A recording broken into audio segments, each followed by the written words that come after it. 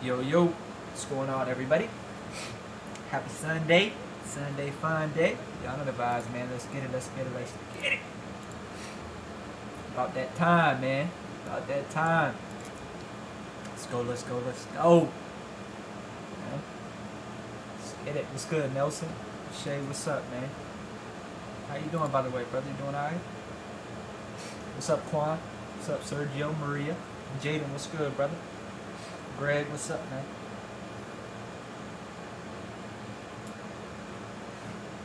Let go, let go, let go. John, what's up, man? Willie, Z-Boo, let's get it, man. Let's get everybody settled in here. Let's have some fun tonight, man. Steadfast, what's up, man? Thank you for tuning in tonight. I want to say thank you to everybody, man, for taking time out of your night to come hang out with me, man. I'll make sure it's well worth your time.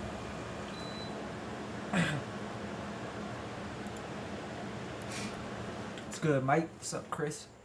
Yeah, man. Everybody good to go?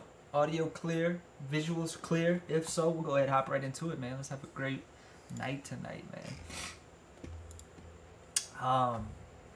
Everybody good to go? Let me get a yay or a nay. Can everybody see clear? Everybody hear clear? Everything's good to go?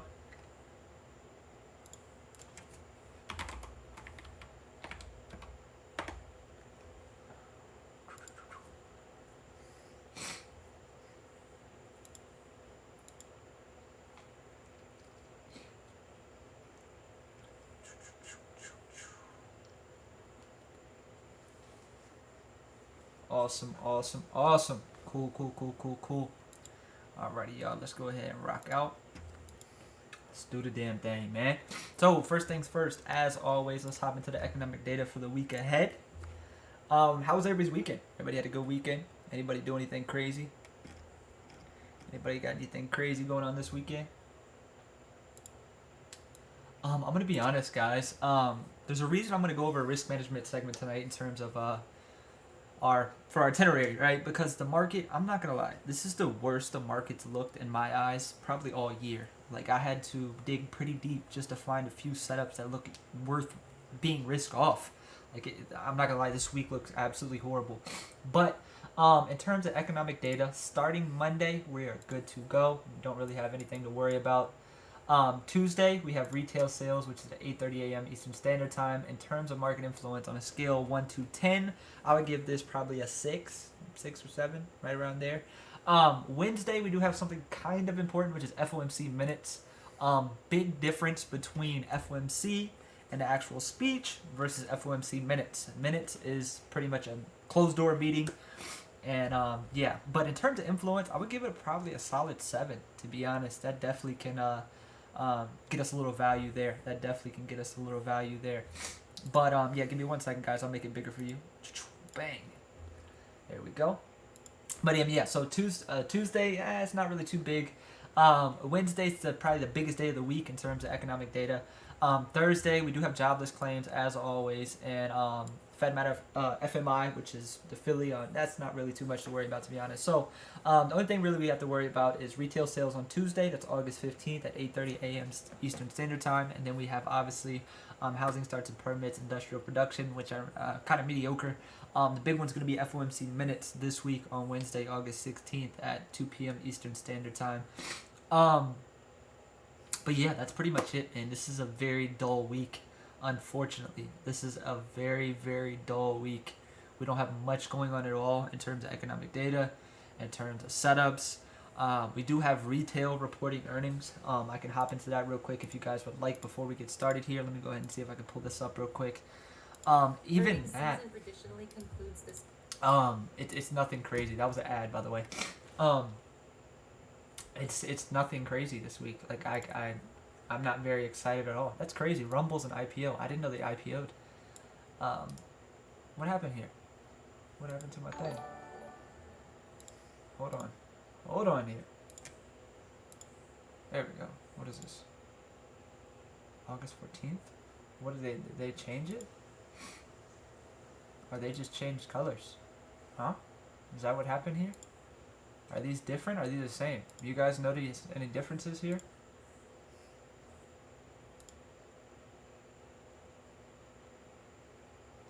Y'all know any differences? Are these the same? Look the same, right? It's just a dark layout. Am I tripping here? And why does this keep switching? Or maybe this is a video. I don't know. That's weird. Yeah, it's the same. I don't know why it keeps switching either. But anyway, Monday doesn't look like we have much here. Monday, yeah, I think something was added as well. Tuesday we do have Home Depot. That could be a good one. Tuesday, Target on Wednesday. A lot of retail. We have Walmart on Thursday. That definitely can be a good one. Walmart's actually very liquid. Yeah, I mean that's pretty much all I see. When I tell you guys this is a very dry week, it's a very dry week. I don't see really anything extravagant here, to be honest with you guys. Home Depot, Target, Walmart maybe. I mean, it could be some value there, but I mean, yeah, it's looking pretty whack, guys. Looking pretty whack, man. Unfortunately. So yeah, economic data, retail sales on Tuesday, 8:30 a.m. Eastern Standard Time. Wednesday, we have FOMC minutes at 2 p.m. Eastern Standard Time. In terms of the charts, man, I'm gonna spend the majority of tonight going over that risk management lesson. So, excuse me. I'm gonna give you guys the choice, right? I'm gonna put up a poll. There's 3 different topics in this slide that I created. So I'm gonna give you guys a choice. What shall we cover tonight? We're gonna go over the watch list real quick, and then we'll hop into this presentation. We have expectations, we have risk management, we have position sizing, and we have trading psychology. This is your guys' world. I'm just living in it. So I'll let you guys choose, all right? Boom. We'll give that about a minute or two, or we'll go over the watch list and then we'll come back to this, all right? But yeah, let's get into it, y'all. So, I mean, ES and Q, man, they're the same chart we've been looking at, right? We've been looking at these same charts for some time now, right? They're still the same. Monthly chart, we're still sitting in the supply, still have this inside bar here. Weekly chart, I mean, not much has changed, really. We had that big sell-off off of that supply up here at 4,600. But, I mean, not much has changed, right? It's the same chart we've been looking at for some time now. And even last week, this was the most trash price action I've seen in a long time. Like, it literally was like a ping pong. Like, if you would have, like, every day, right? If you looked at the market last week, we'll go to SPY so you guys can see market open, market close. Like, if you bought puts at the top of a green day, sold into close, you were green. If the market closed red and you bought calls the next day, you were green. If you bought puts the next green day, you banked next market open. Market open, if we gap down and you bought calls again, as we noticed with this pattern here, the next day, you freaking banked. If we gapped up and closed strong, you freaking buy puts, and the next day you bank again. And then you buy calls again, and you buy puts again. It was just the craziest thing ever. Like, this is untradeable. Like, this is absolutely, like, last week I had a very decent week, but I mean, looking back, a lot of the names that I traded, like if I was to show you guys my trade Zella, I didn't really trade much of QQQ and SPY. I didn't really trade much of QQQ and SPY, and this is the main reason. It's just like, this is just make you want to pull your hair out. Like, it's just green, red, gap up, think we'll see some continuation, gap down. Gap down, break below these lows, think we'll see continuation, gap back up. Break these lows again, wick back up and reclaim. Like, break these lows, wick back up and reclaim. It's just, it's crazy. You know, it's crazy. Honestly, crazy. But we are sitting in this major demand. So this is kind of the main watch for the week ahead, and this is what I wanted to really talk about. Right now, we are sitting in this 444 demand, right? You guys can see this was a major previous resistance that was broken, and it's now holding as support. Not only is it holding as support, but we have this uptrend that we've held for some time now, pretty much since the lows, as well. So this is a area of confluence that we're looking at here for a potential bounce. And I could be wrong here, but this should be the 236 retracement. It's in a general area. It's not perfect, but this is a very high confluence area here at 444. And this is going to be the main watch this week. Very simple watch on SPY. I mean, this is probably the cleanest demand and supply you're going to get. Like, if you guys want to know what a proper demand looks like and a proper supply looks like, I'm going to show you guys right now, and you guys can go back and study this. 442.50, 444. This is a demand, right? So let's establish that first. This is a demand. I'll even change this to green for you guys. Background, let's do green. All right, I don't like that green. Let's do this green. All right, cool. And then 451.50 into 451.50 into 453 is a supply, right? This is the range that we are absolutely pinned in between right now, right? And I'm gonna show you guys why. This is supply and demand, right? So looking at the chart here, right? Obviously we started off as a major supply, right? It started back here. This was the rejection point, creating that structure. Came back down. Sellers came up. It tested that liquidity. Those sell orders got filled. We've seen a big sell-off. Came back up, retested the supply again, confirmed it, consolidated up here, created some liquidity. Then we see the dump we needed. Eventually it broke out, right? Now what's most important when you see a breakout is the fact of the actual next test, right? The latest interaction. The latest interaction was positive. We tested it and then we absolutely ripped, right? So once we broke through this major resistance or supply, whatever you want to call it, is now demand, right? And then you push back up, right, into this 451.70, 451.70, right? And if you guys notice here, this was a major resistance. Broken, held as support, held as support, held as support, broke down, and then we created that liquidity test above 451.70, which was 453, creating that pocket of supply from 451.70 to 453. Everybody picking up what I'm putting down? Everybody picking up what I'm putting down here? I feel like I broke that down as simple as possible, right? Simple as possible. Those are the big two areas that we need to watch moving forward on SPY, on ES, right? And if you want to see the levels on ES, I can go over that as well. But very simple. This is like the range we're pinned in between, and you guys can see the reaction that's been provided off of both of these zones, right? Last time we tested this supply, sent us probably, that was like a $9 move down. Tested it again, roughly an $8 move down, and we've just been holding this demand, holding this demand, holding this demand. So this is going to be the same watch moving forward, right? Long as we're maintaining this 442.50, 444, it's going to be hard for me to look to short SPY, like, very honest with you. I'll most likely look for some nice little demand bounces around this area. The line in the sand is going to be at 444, though. If we can, I mean, even then, like, I wouldn't even be confident if we broke 444 due to the fact we have this big uptrend here, and we have that 442.50 level. So, me personally, I mean, it's too obvious as well. I mean, look what happened on Friday. And my mentees can attest to this. This just goes to market intuition and market experience. I'm not a fucking genie. I don't know anything nobody else can't know, right? I'm not some genie. But on Friday, right, pre-market, this was pre-market here. We were holding 444. I told my mentees, I said, this is too good to be true, right? And this, like I said, this is nothing special. It's just market intuition and experience. When there's such a big key level like this, like 444, and the whole market has its eyes on it, you really think that the market's going to let everybody have their way? Absolutely not, right? My main watch on Friday was a failure to go lower of this 444, which I ended up not executing because of the fact we had consumer sentiment at 10 a.m., right? If you go look at when we ripped, that was exactly 10 a.m. on the dot, which was consumer sentiment. So I didn't want to put myself at risk of entering this trade, even though it was valid, because we had data coming out. And that's a big rule of mine that you guys should also, you know, take heed to, because that's an important one. You don't want to be in a trade when data's coming out. But this was a beautiful failure to go lower of exactly what I talked about pre-market, right? It was just too big of a level and too obvious for it to happen, right? It just there's no way that we were just going to break 444 and everybody was going to have their way, have a jolly day, and make a bag, right? That just wasn't the way the market was going to move on Friday. So I'm a little concerned with this 444 level. I'm personally going to watch that 442.50.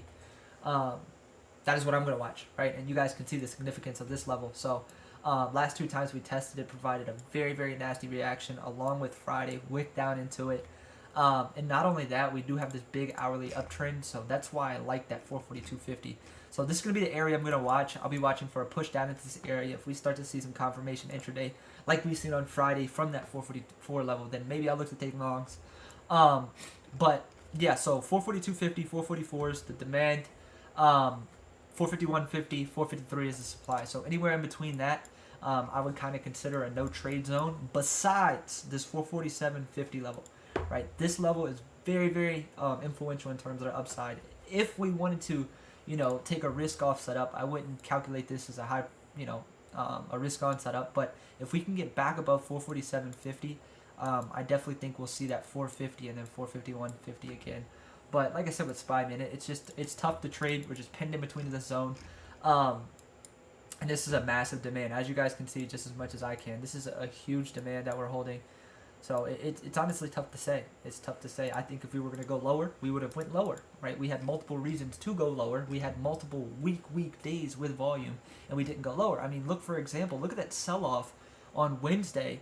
We had almost 20 million on this hourly candle. That's the most volume we've had since back in July, right? So almost, what was that? A whole 40 days since we've seen that type of volume, which is huge, right? That's huge. But yeah, that's what I'm watching on SPY. 451.50, 453 supply, 452.50, 444 demand. If anywhere in between that, we can use that 447.50 as our kind of like medium point, right? So if we get above that, we can look to take longs into that supply, which is also high risk. I personally would look to focus on other names. I mean, this doesn't scream trade me, right? You guys got to take into account when you look at these stocks and you're looking at them and you're looking at the potential setup that is at hand and it's not giving you a hell yeah, then it's probably not worth it because you're risking a lot more than your capital on a trade that you're entering. You're risking your mental capital, right? I mean, let's take a little poll here, right? Say me, if you've had a red day that completely fucked your whole day. Matter of fact, not even your day. Ruined the whole week, or ruined the whole weekend, or ruined the whole month. I know for a fact I have 1, 2, 3. I have 3 holes in my door from a red day, right? And I haven't changed them because they're reminders of what happens when you do stupid shit. I have 3 holes. And that came from a red day. So I know what happens, right? I've been through plenty of red days in terms of what the fuck did I just do? You know what I mean? Like at the end of the day, you're like, holy shit. Not good, right? Like, not good. Like it's and a lot of times it comes after that string of green days. So you're not only having a big red day, you're freaking taking a haircut on your confidence, right? And that's what you want to avoid. You do not want to develop market trauma. I promise you guys. Just listen to me. I've done it. I promised you. I have proof I've done it. I've lost 20,000 in a day. I've lost 15,000 in a trade. I've been down over 45,000 year to date. Like, trust me. I've been through it. I promise you. I mean, if you guys want to go live it yourself, then more power to you. But I don't know anybody who wants to put themselves through that.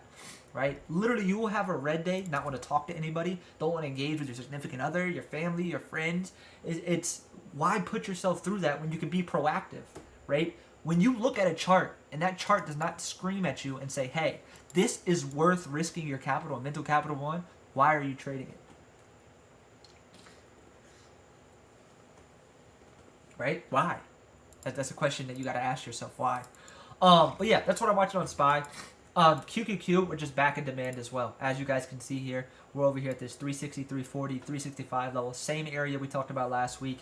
And the reason this is a huge demand is look at the latest interaction, right? So if you guys noticed here, we started down here at this 357.60, put a higher low in here, push back up, pull back into this demand, and look what happened afterwards.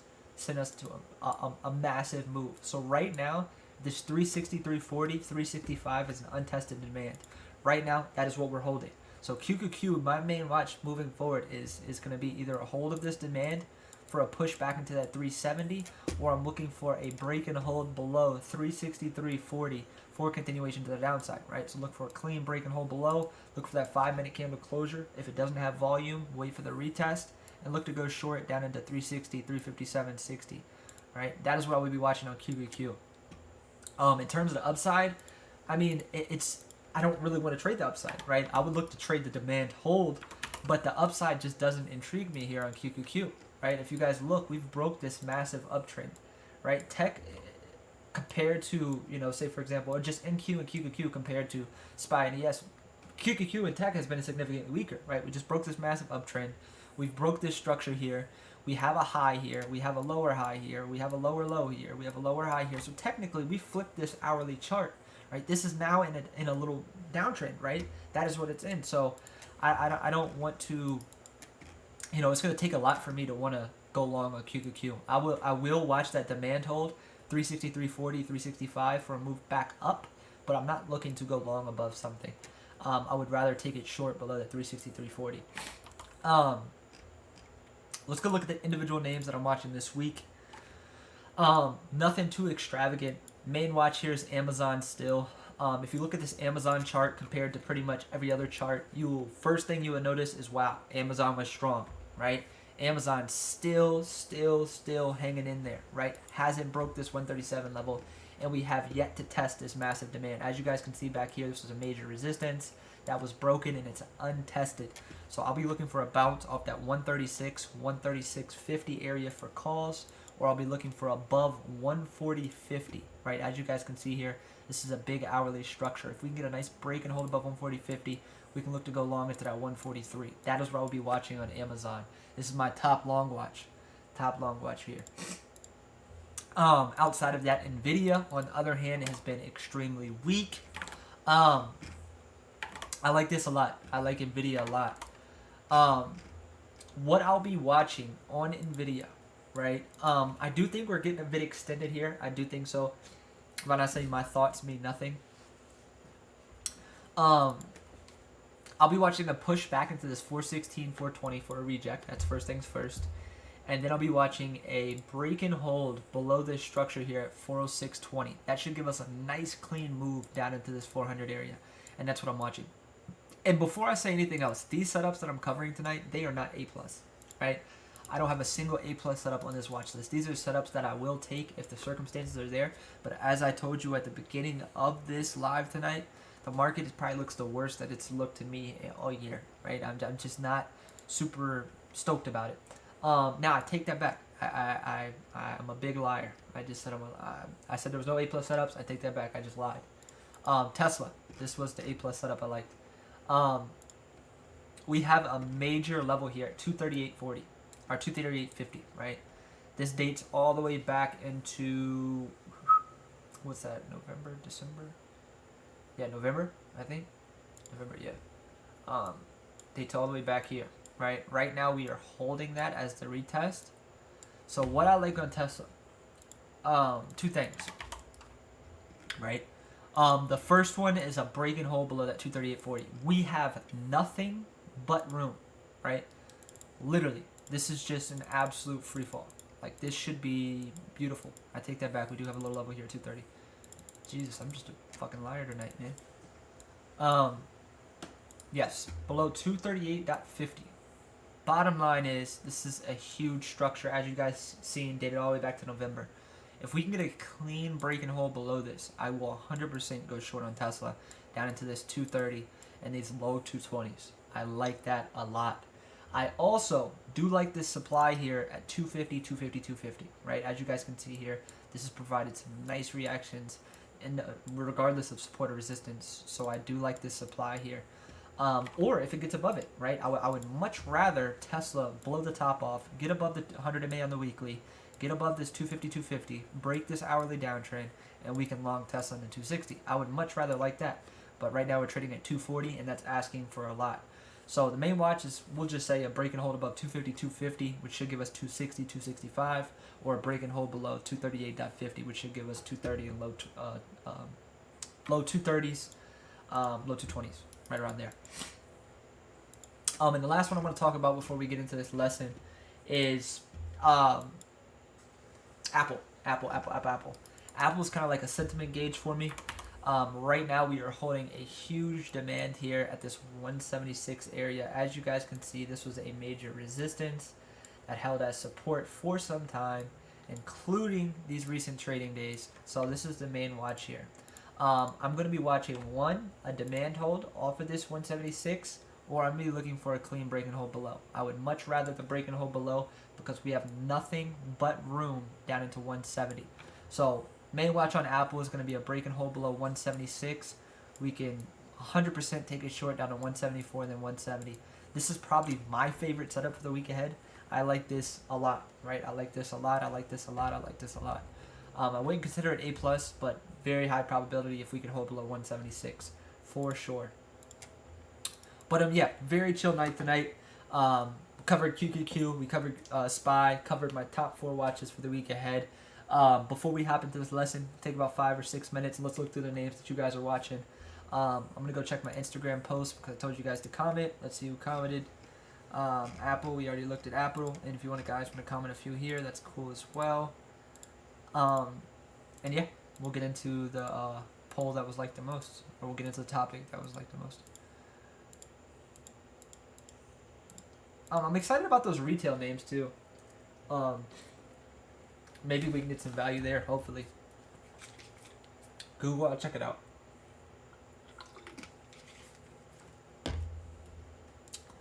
Google. Google, I like this 126, 127 demand. We're above 132. I do like that. We'll say crossing up. Yeah, it doesn't look bad. 126, 127 demand or above 132. Microsoft. Microsoft. What do we got going on here? I do like this on Microsoft. I almost forgot. I like Microsoft 315, 316 for a demand bounce. Maybe even a potential swing. As you guys can see here, this was a major resistance that was broken, held as support. So I'll be looking for a retest of 315, 316 for a nice bounce. This would also be a potential swing. So watch that area there. Other than that, I mean, honestly, you could take a high-risk long entry. We need some relief here on Microsoft. So what I would always also watch is above 322.50. I think if we get back above 322.50, we'll see that 328 again. That is my take on Microsoft. Disney, just a bunch of chop here. Not too interested, honestly. Would tell you guys to stay away. Rumble, I don't even know the ticker for Rumble. I didn't even know they traded, to be honest. They actually reached out to me. Yeah, they're not doing too much, to be honest. Yeah, Home Depot, I'm interested in for earnings. Let's check out Cat.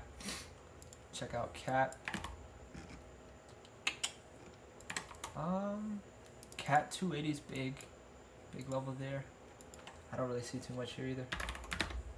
Meta 300. This was on my watch list. I forgot to go over it.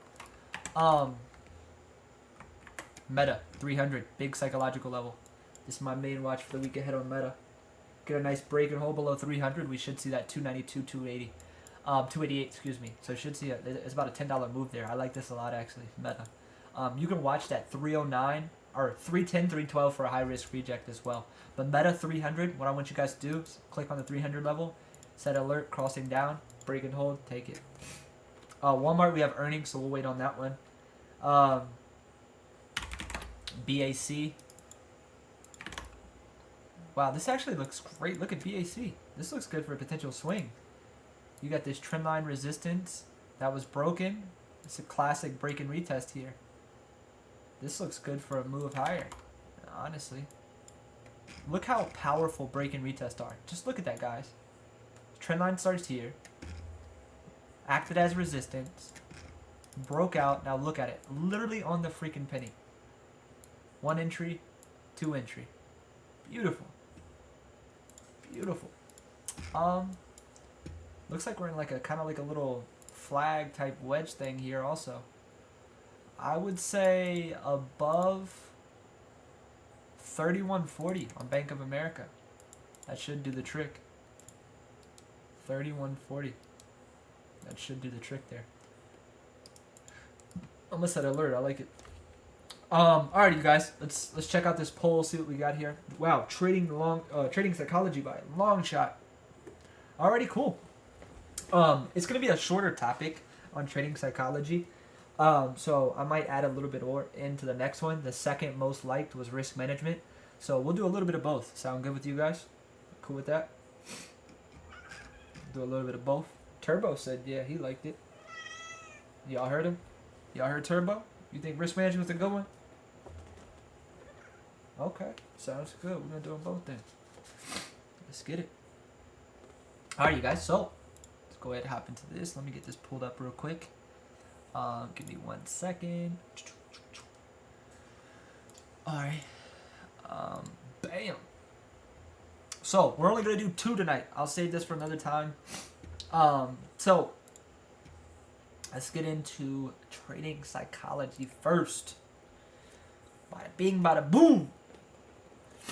Let's get it. Give me 1 second here.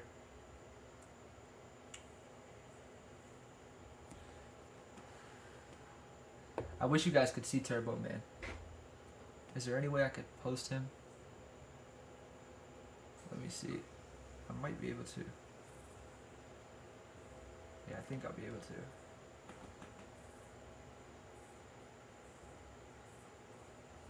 Y'all gotta see him, yeah.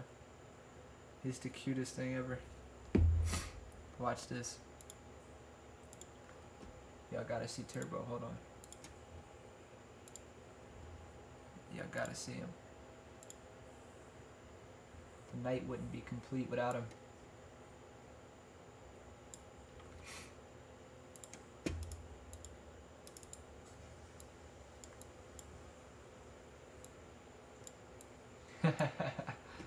Man, it's crazy, yo. He literally chills like that all day. Like, literally all day. Just vibing.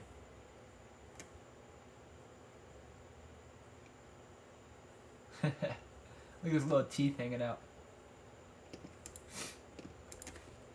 Alright, cool. Let's get back to it. Let's get it. Let's get it. Let me pull this up.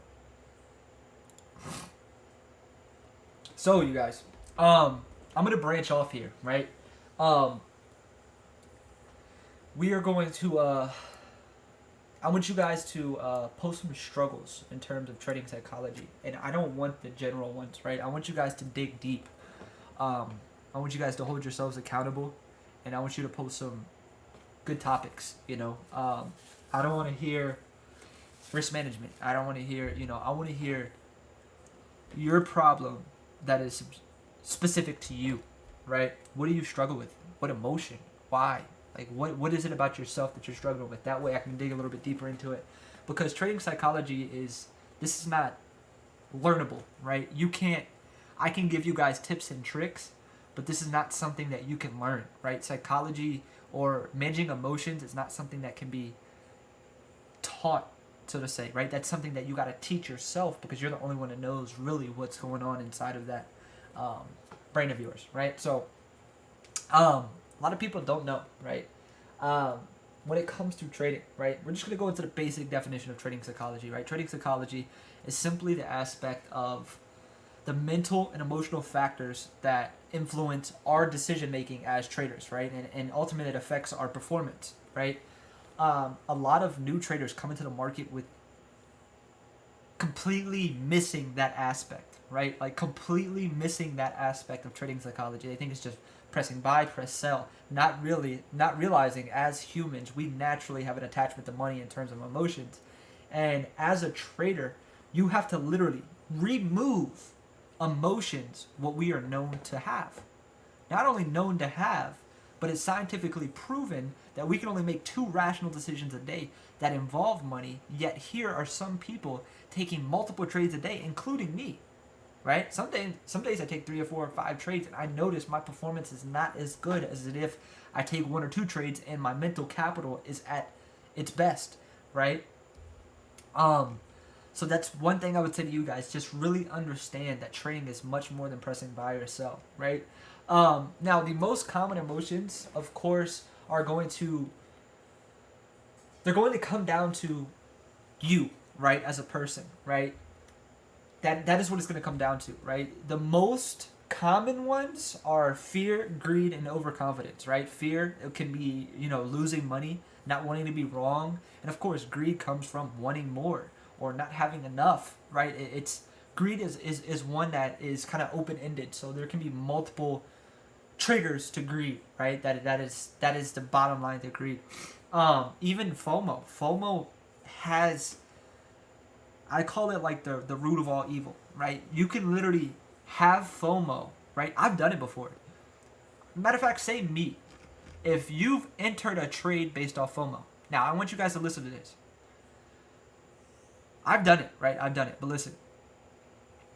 Entering a trade before it even started because you're afraid of missing out. But listen, the trade hasn't even started. So what the fuck do we have FOMO for? How many of you guys have entered too early due to the fear of missing out? How does that make sense? The move hasn't started, but you think it's going to start, so you enter. How does that sound? Right? I really sat to myself one day. I said, bro, what the fuck are you doing? You just entered a trade that didn't even go anywhere yet, but you think it's going to go somewhere, so you entered. How does that sound? You're entering a trade before the trade even went anywhere because you're scared you're going to miss out. That's another thing. Early entry. That invites those negative emotions. You get an early entry. It comes down to your original ad spot. By the time it comes down to your original ad spot, you're down. So now you're left in the situation to one, you either cut it or you add more, and you add more. It doesn't bring your average low enough. It pops back up. The move happens. You want a little bit more because you got an early entry. Ends up reversing. Bam. There you are. Right? And then you're just in a cycle there. So, it's... You guys really have to understand who you are as a trader in terms of trading psychology. I wish I could sit here and teach you guys the ins and outs of trading psychology, but the bottom line is understanding who you are as a trader, right? That is the most important, right, in terms of what affects you mentally and emotionally when it comes to trading, right? What position size do you perform best with? What times do you trade best? What setups do you trade best? Understanding those factors that go into your trading will have you performing at a higher level because you're comfortable, right? If you go into the market nervous, anxious, timid, scared, right, fearful, right, those are emotions that are going to control you, and ultimately you're going to see irrational trading, right? So make sure that you guys are staying on top of that in terms of what to expect from the market and what you're comfortable with as a trader. That's most important. But let's go a little bit deeper here, right? Everyone asks, right? Like, how did you get a grip on your trading psychology, Felony, right? That's a lot of time. Like, where was my pivot in terms of trading psychology, right? My pivot was when I understood that the only thing I can control is my emotions, right? So if I go into the market and I sit there and say for example, right, I've established a comfortable position size, right, of 5K, right? That's what I trade with. Just say theoretically, right? And I go into the market on Monday and I trade with 20K and I get mad about the results of what happened after I used 20K because of the bigger position size. I seen a bigger P&L. In terms of the bigger P&L, I seen new emotions because I wasn't prepared for it. That's my fault, right? So I would say how to combat the struggles would be understanding who you are as a trader. And I'm going to continuously say that over and over and over until you guys understand it. I tell my mentees the same thing. A lot of people were like, Felony, it sounds so easy. How do I understand who I am as a trader? Fucking journal. 99.9% of your problems, the solution is in your journal, right? If you sit there and journal 30 days, right? We'll just say a month, 20 trading days, right? And you take X amount of break and retest, you take X amount of bounces, you take X amount of rejects, you use 5K position size 20 times, you use 10K position size 10 times, right? And you go back and analyze that data and you see, hey, okay, between the market open and 11 a.m., that's the best time I execute. Break and retest was my best setup. My favorite hold time was about 2 to 3 minutes, so I know I'm a scalper. And, you really analyze who you are as a trader and what you're comfortable with in terms of position size, hold time, times you trade, setups, market conditions, whether it's a green day, whether it's a red day. You're going to be able to combat those struggles of trading psychology in terms of fear, greed, anxiousness, and all of the negative emotions that come with trading a lot better because you understand who you are as a trader. Is that making sense, you guys? Or am I just speaking gibberish here? It's a lot of components that go into that, right? It's not something where you're just going to wake up one day and it's going to be a light bulb moment. No, you got to put in the fucking work, right? You're going to have to trade. And and when you're trading, right, the journey, right? We'll talk about the journey for a second, right? It's not a progressive journey in terms of just up and up, right? That's not how trading works. You're going to be up, you're going to be down, you're going to be up, you're going to be down, you're going to be up, you're going to be down. I'm talking about just the mental state of you, right? Like there's when the highs are high, so are the lows. The lows are even lower, right? And you have to find that midpoint in terms of your trading psychology and risk to management to where your mental state, your mental capital, and your account is on the steady up and up. You don't want that aggressive growth in terms of one big gain because you don't learn anything from that. I promise you guys, if someone would have told me what I knew now, hey, look, the gains will come. Focus on becoming a profitable trader, a consistent trader. Focus on the journey. Fall in love with the journey. Really understand who you are as a trader. The gains will come later. Just kept telling me that. The gains will come later, right? The amount of knowledge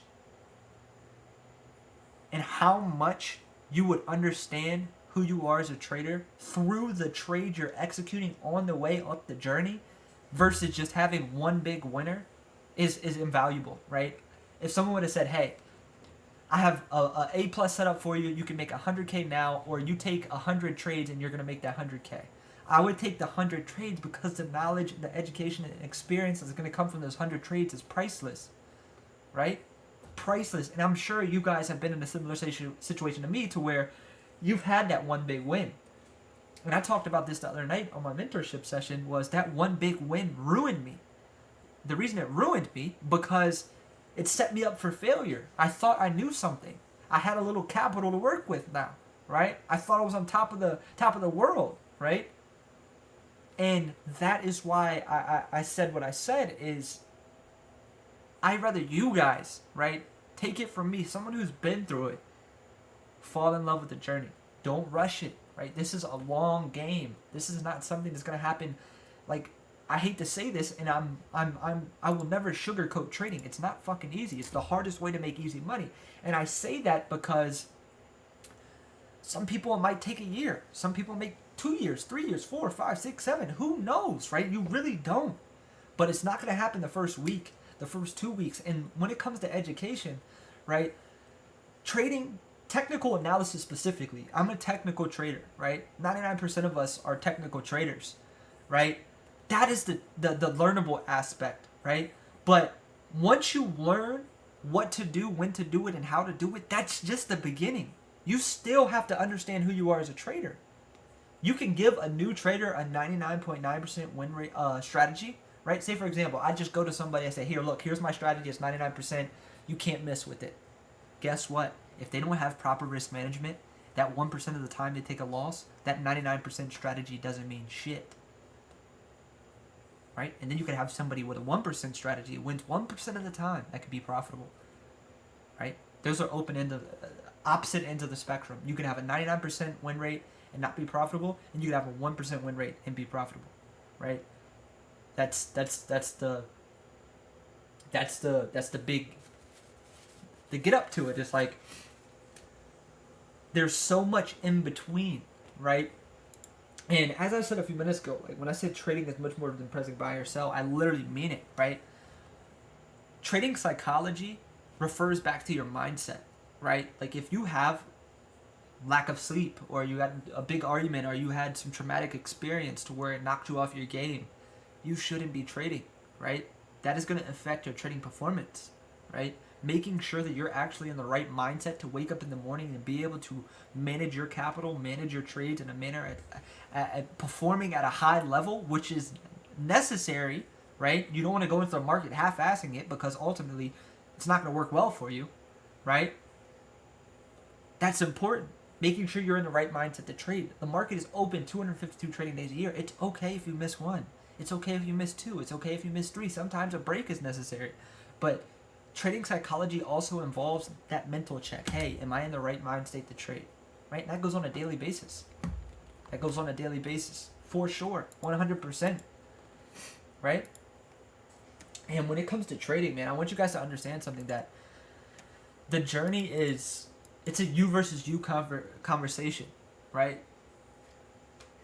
It's a you versus you competition, right? You are ultimately in control of what you trade, how you trade it, when you trade it, and if you lack self-control and you lack discipline and you lack patience, you will be your own downfall. I tell my mentees all the time, sometimes you got to get out of your own way. And until you get out of your own way, it's just going to be a roadblock, right? A lot of people hit plateaus. A lot of people dig themselves a hole. And it's not that they give up, they quit. They lost too much money or whatever the case may be, right? So,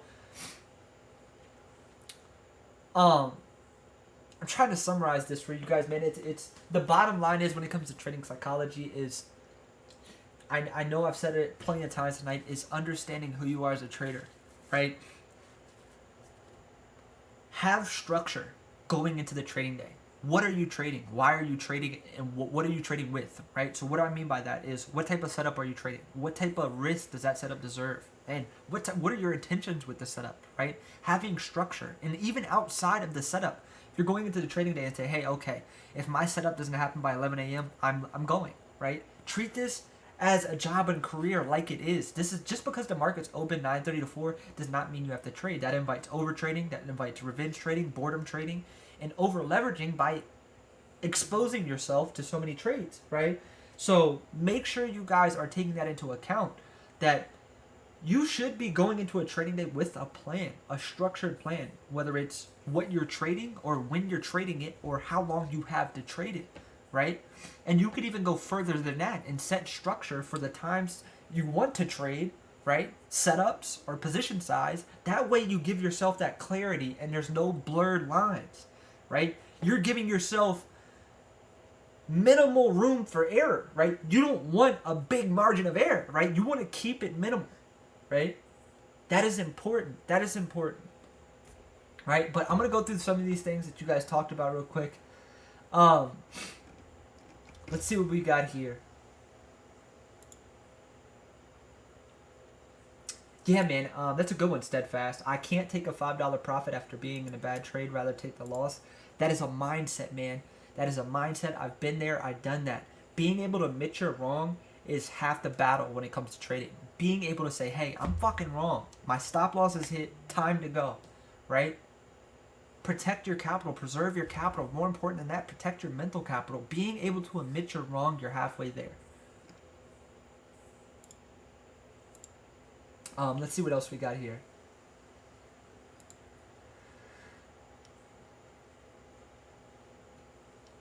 After I get a big win, I feel the need to jump right into another trade, which is a loser, and then I hold up and end with a big red day. That I would say, right? So that's Donald right there, right?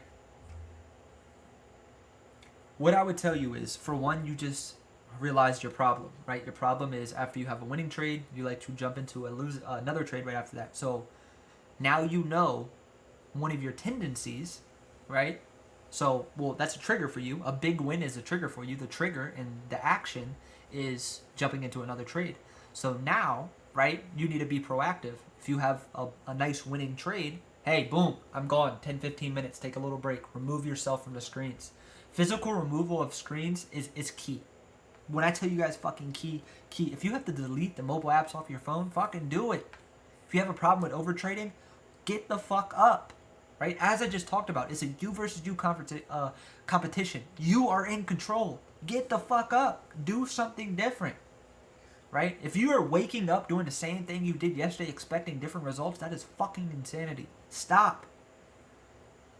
Nothing changes if nothing changes. Right? You can't sit there and cry wolf. Right? That's, we are a pity party for ourselves. You can't be like that. Be the change that you need.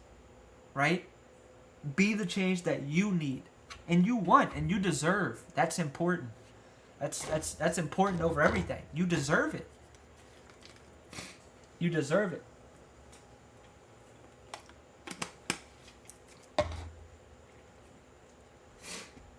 You deserve it. Admitting when you were wrong, ultimately that comes with a plan, If you have a plan and you jump into a trade, for one, you have an established entry, you have an established stop loss, and you have an established take profit, right? Not only that, you should be trading with a position size you're comfortable with. What I mean by that is your risk, right? So before you enter a trade, you should already know what you're risking. So if you were to take a loss, you already know what it is. So it's not going to be a blind side and you fuck up your whole, week or month or year or account, right? You're comfortable with that, right? That's important. That is important.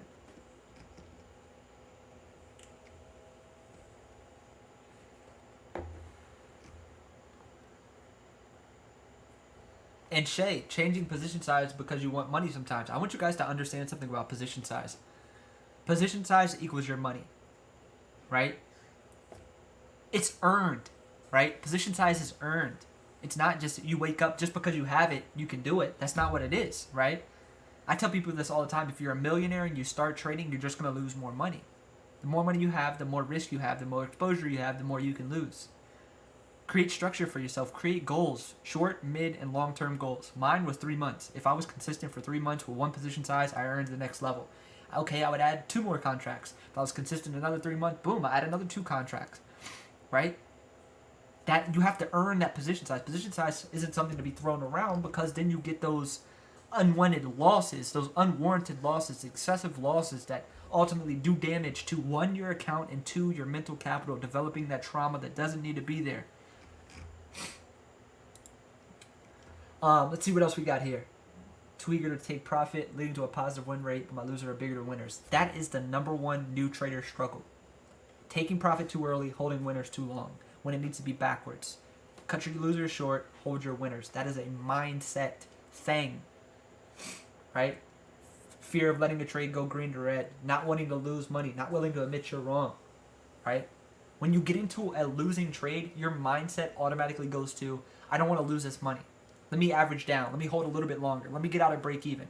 And when that trigger clicks and your brain goes, oh, let me just hold for a couple more minutes, or I just want break even. When that fucking thought comes in your head, press exit immediately. For me, right? Don't do it for yourself. Do it for me. When you start thinking break even sounds good, or I hope this comes back, when a hope comes into your trade, you lost, right? But your mindset, you have to rewire that mindset to where you get into a winning trade and the trade is working well for you. Your job as a trader, this is literally our whole job, is when we have those nice winning trades, manage them to the best of our ability. That is how we make money, right? Also, our job is to protect our capital. When we get into those losing trades, nip them in the butt. Simple as that. Stick to your stop loss, get them out the way quick, keep it moving. On to the next one. Right? That is our job. That is ultimately our job. And perfect. This is a good one. Rusty Ray. Too afraid to get into a trade because of big losses. Been scaling down, helps a little bit, but I still have anxiety. That is called market trauma. You have developed trauma through losses, right? And I want to say this because this is important. You've developed that trauma through consecutive losses, right? Losses over a period of time to where you've lost trust in yourself as a trader and you lost trust in the market. That is going to take time to reestablish. So you're doing the right thing, 1, by scaling down, but 2, you have to build that up brick by brick. You didn't lose it all in one day. You have to realize that you're not going to make it all back in one day. Not the money, but the actual trust in your analysis in the market. So my advice to you, right, is I was right there with you. There was a point in time to where I could look at the chart. Someone could tell me, say, hey, Connor, look, this is a fucking A+ setup, dude. All you got to do is press buy. You were golden. Press buy, watch the screen, press sell in a little bit, you're golden. I would fuck it up. I was scared, right? I didn't trust myself. Right? It's not that I didn't trust the market. I didn't trust myself, right? And that's a problem that a lot of new traders have, is they don't trust their self, they don't trust their analysis, and they don't trust the market. So that's like a triple whammy in terms of negatives, right? Now, where's the positives of that? There is none. You have to build that back up, brick by brick. Right? It's ultimately tough, very tough. P&L watching, that is a horrible habit, and I encourage all of you guys, when it comes to just your life in general, right? If something is not adding to your life in terms of value, it's subtracting. Get rid of it, right? So we want to increase our focus and decrease our distractions. If something is taking away our focus from where we need it, get rid of it, right? Like me personally, I don't keep the dollar amount up. I don't want to know how many dollars I am down. I don't want to know how many dollars I am up. The only thing I can see is a percentage. So if I want to know how much I'm up or down, I got to literally look at my position size. I got to literally take the percentage. I got to do math in my head to figure out what I'm up or down. And that takes time. And It takes time that I don't do. So I don't care how much I'm up or down. I'm just focusing on the trade. So that was one of the ways I was proactive for one of my struggles is I removed something that was hindering me from getting to the next level, which was watching my P&L. I was watching my P&L. I would cut my losers way too long because I wanted to come back. I was holding on my losers too long. I was cutting my winners too quick. Oh, 10%, I'm out. Boom. Right? Fuck 10%. Right? That's sometimes it's cool depending on the market conditions, right? Scalps here and there. But figure out what's best for you, right? And I've said this multiple times tonight. I'm going to say it again, right? Understanding who you are as a trader is numero uno. The steps, right? The steps you can take. You guys are probably saying, well, Felony, you keep saying it. What the fuck can I do to understand who I am as a trader, right? I know. And it goes further than that, right? It does. Understand who you are as a person, right? What are your weaknesses? What are your strengths? Do you lack patience? Do you lack self-control? Do you lack discipline? If so, focus on your real life, right? Start implementing discipline, right? Being disciplined, right? Start implementing self-control in your daily life. Start executing patience in your daily life and watch it spill into your trading. I promise you it will happen. I promise you, right? I promise you. You just got to take initiative and do it. You just got to take initiative and do it.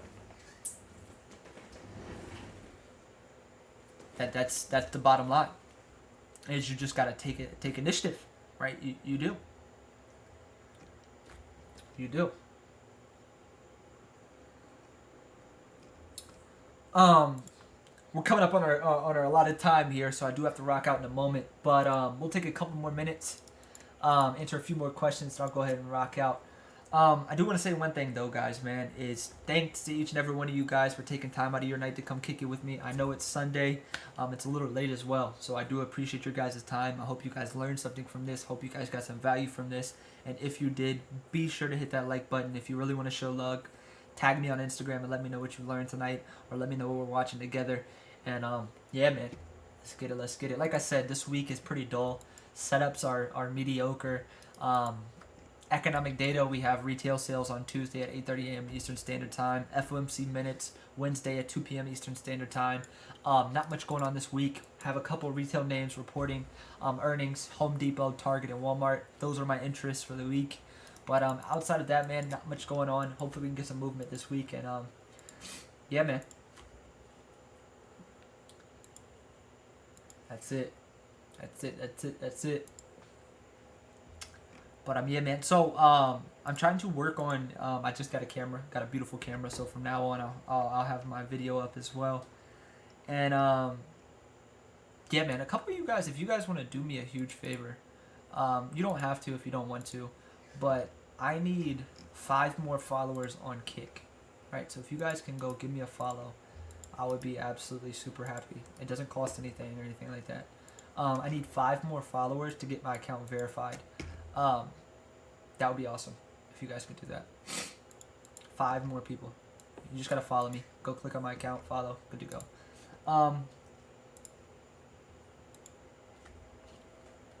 Yeah, man. Yeah, man.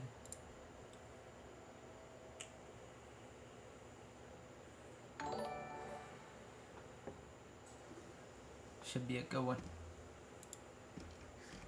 Should be a good one. Let me see. Appreciate that, Nicholas. And yeah, man. Let's go ahead and get to it.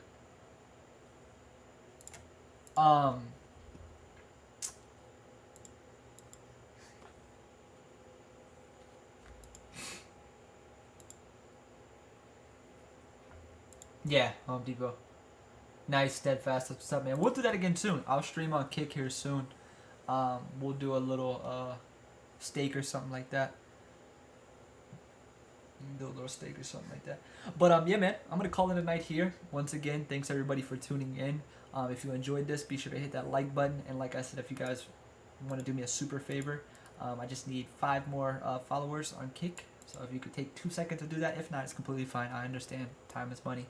But yeah, y'all have a good night. I'll catch you guys tomorrow morning. Y'all know the vibes, man. Happy Sunday.